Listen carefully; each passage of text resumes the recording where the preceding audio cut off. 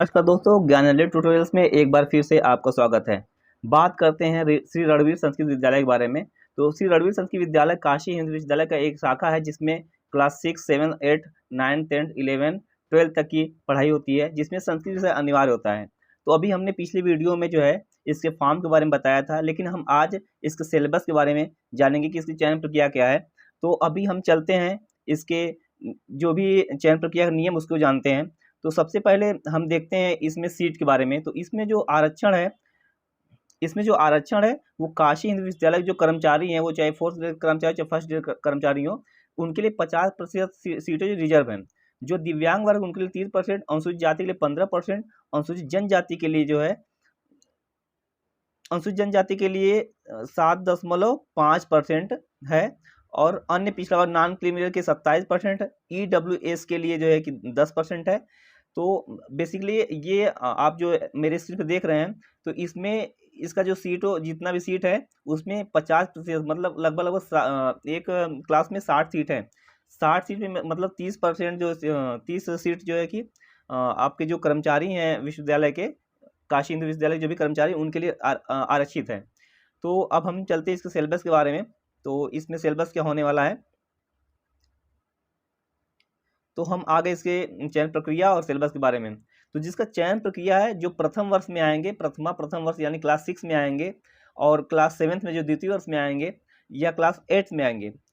तो क्लास 6, 7 और 8 में जो है इसमें ई लॉटरी की व्यवस्था है। मतलब कि इसमें फॉर्म अप्लाई करने के बाद जो है लॉटरी निकाला जाएगा, और इसकी सूची जो है कि प्रकाशन द्वारा प्रकाशित की जाएगी। कॉलेज में जो है कि इसका सूची लगाया जाएगा, जिसमें आप अपना नाम जा करके देख सकते हैं। और उस समय भी आप देख सकते हैं जिस टाइम लॉटरी प्रक्रिया होती है, तो आप वहाँ पे जाएं और लॉटरी सिस्टम में अपना भाग लें। अगर आपका लॉटरी में एडमिशन होता है तो आप वहाँ पे अपना नामांकन करवा सकते हैं। वही बात करते हैं 9th और 11th के बारे में। तो 9th के सिलेबस में क्या है कि इसमें व्याकरण है, व्याकरण, ज्योतिष, साहित्य, वेद, दर्शन, अन्य।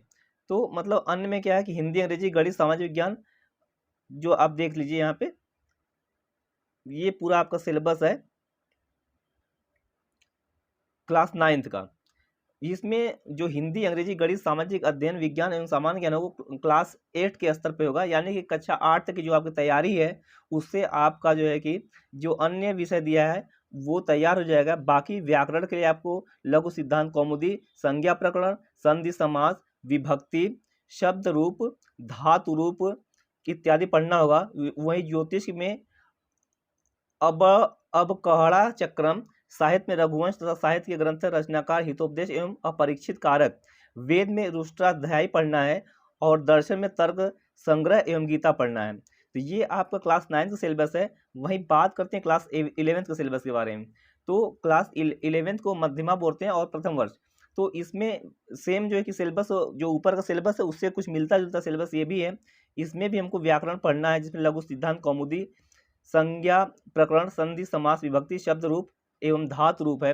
वही ज्योतिष में अबड़हका अबकड़हा, ये थोड़ा सा टेढ़ा शब्द है, तो ज्योतिष में जो अबकहड़ा चक्रम पढ़ना है, और साहित्य में रघुवंशम एवं साहित्य पढ़ना है। वहीं वेद में वैदिक साहित्य और सामान्य परिचय एवं रुष्टाध्यायी पढ़ना है। दर्शन में तर्क संग्रह एवं गीता पढ़ना है। और आते हैं इसके अन्य विषय में। तो अन्य विषय में आपको और हिंदी, अंग्रेजी, गणित, सामाजिक विज्ञान, विज्ञान एवं सामान्य विज्ञान। मतलब कि जब हम क्लास 11th के लिए एंट्रेंस देंगे तो इसमें हमको क्लास 10वीं तक के, जो भी क्लास 10th तक के जो भी हमने पीछे पढ़ा है उसको बहुत ही अच्छे तरीके से पढ़ के आना है। तो हमारे हिंदी, अंग्रेजी, गणित, सामाजिक विज्ञान अध्ययन, विज्ञान एवं सामान्य ज्ञान कवर हो जाएगा। इसके लिए आप NCERT को फॉलो कर सकते हैं, क्योंकि NCERT बेस्ड ही क्वेश्चन आए दिन सभी एंट्रेंस में पूछे जाते हैं। या फिर आपने जो भी स्टेट बोर्ड का किताब पढ़ा है उसको बेहतरीन तरीके से पढ़ लें, और थोड़ा सा NCERT फॉलो कर लें, तो आप एक बेहतर तरीके से क्वेश्चन कर सकते हैं। वहीं आप बेसिकली इसका जो है कि जो ये आपका वेद, रुष्टाध्यायी, साहित्य, ज्योतिष, व्याकरण इत्यादि है, इसको आप जरूर से जरूर जो है अच्छी किताबें जो हैं लेकर के पढ़ें। ये किताबें जो हैं कि आपको बनारस में भी मिल जाएंगी। तो आप रणवीर संस्कृत विद्यालय जरूर से आइए, और वहाँ पे फॉर्म अप्लाई करने के बाद वहाँ से आप बुक जो है खरीद सकते हैं। यूट्यूब पे बहुत सारे वीडियो पड़े हुए हैं, आप वहाँ से भी इसको सर्च करके पढ़ सकते हैं। तो बेसिकली इस वीडियो में हम इतना ही बताना चाह रहे थे कि इसका सिलेबस क्या है, क्योंकि आपका कमेंट बॉक्स में जो है कि मुझसे सवाल किया गया था कि इसका सिलेबस क्या है, तो बाकी सिलेबस आपके सामने है।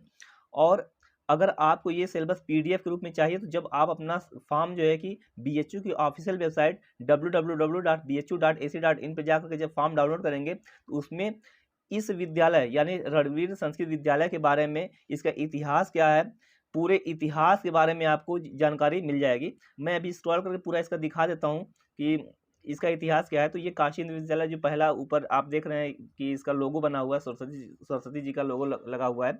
वहीं आप हम स्क्रॉल करते जाते इसका विद्यालय का परिचय है, बाकी इसको आप डाउनलोड करके पढ़ सकते हैं कि आखिर में ये विद्यालय कैसे बना है। और अब आते हैं आवेदन पत्र भरने की जो दिशा निर्देश है और महत्वपूर्ण तिथि है, ये सब आप देख लीजिएगा, है ना, क्योंकि फॉर्म को लगभग 15 दिन से भरा जा रहा है। तो अभी ये फॉर्म एक्चुअली ऑफलाइन है, तो आप इस फॉर्म को डाउनलोड करके आप विद्यालय पे आकर के जो भी जरूरी डॉक्यूमेंट्स है उसको ले जाकर के फॉर्म जो कि डेट से पहले जो है कि जो भी डेट इसका लास्ट डेट हो तब तक आप फॉर्म अप्लाई करके अपनी तैयारी में जुट जाएं, क्योंकि ये फॉर्म ऑफलाइन ही स्वीकार किए जाएंगे, ऑनलाइन या किसी अन्य माध्यम से ये स्वीकार नहीं किया जाएगा। ये आपका जो है कि इसमें जो अहर्ता आपका दिया हुआ है, अहर्ता मतलब कि इसमें उम्र का भी थोड़ा से क्राइटेरिया लगा दिया गया है कि इसमें किस उम्र के बच्चे कैसे कैसे फॉर्म अप्लाई करेंगे। तो आप इस सेक्शन को जरूर से देख लीजिएगा।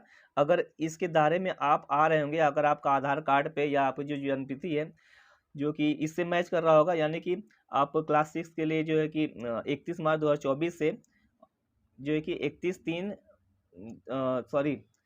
31 मार्च 2024 तक जो है कि आपकी जन्मतिथि जो है कि 31/3/2012 से 31/3/2014 के बीच होनी चाहिए। मतलब कि 31/3/2012 से 14 के बीच आपकी उम्र 10 से 12 वर्ष होनी चाहिए।